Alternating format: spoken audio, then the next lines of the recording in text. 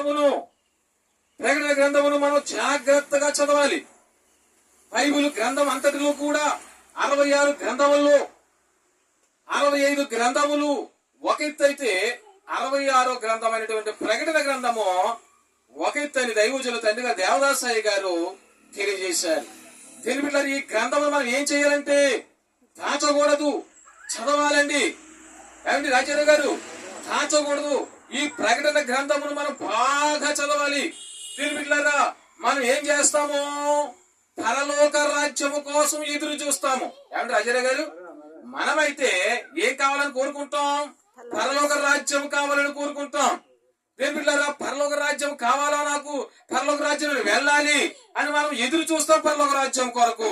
కానీ పరలోక రాజ్యము ప్రకటన గ్రంథము ఎవరైతే చదువుతారో వారి కొరకు ఎదురు చూస్తుందట. దేవుని స్తోత్రం కలుగునే గాక.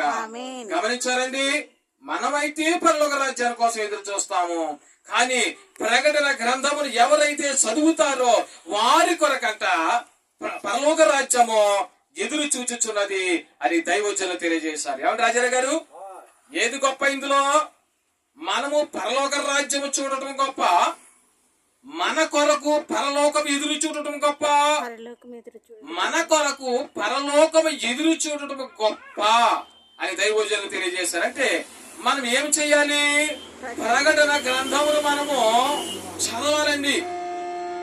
ఈ ప్రకటన గ్రంథానికి ఒక ప్రత్యేకమైన సమయం ఇచ్చి చదవమన్నారు. ఏదో చదివేశాను లాయిగా చదవమన్నారని చెప్పి దేవుని బిడ్డలారా మన శిస్తరంగా చదువుకుంటా పోకూడదు. ఈ ప్రకటన గ్రంథం అంతటి కూడా దైవజనులు దేవుని బిడ్డలారా ఆ ప్రకటన గ్రంథాన్ని అంతటి కూడా దైవజనులు వివరించారండి. కాబట్టి మనం ప్రకటన గ్రంథమును చదవాలండి. ప్రకటన గ్రంథం అంటే సాతాను గారికి అడులండి, అళ్ళు పోతాడండి. ఎందుకంటే వాడి శిక్షలన్నీ కూడా అందులోనే ఉన్నాయి. ఏమండి, వాడి శిక్షలన్నీ కూడా అందులోనే ఉన్నాయి. కాబట్టి మనం ఏం చేయాలి?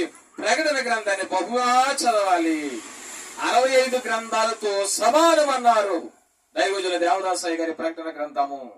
దేని బిడ్డలారా, కాబట్టి గమనించండి, పరలోకము మన కోసం ఎదురు చూస్తా ఉన్నది. మనకు సరైన సహాయము చేయడానికి దిగి వచ్చును అన్నారు.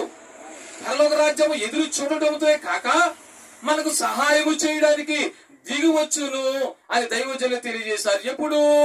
ప్రకటన గ్రంథమును చదివినప్పుడు. దేవుని స్తోత్రం కలుగును గాక. దేవుని మహిమ కలుగును గాక. దేవుని మహిమ కలుగును గాక.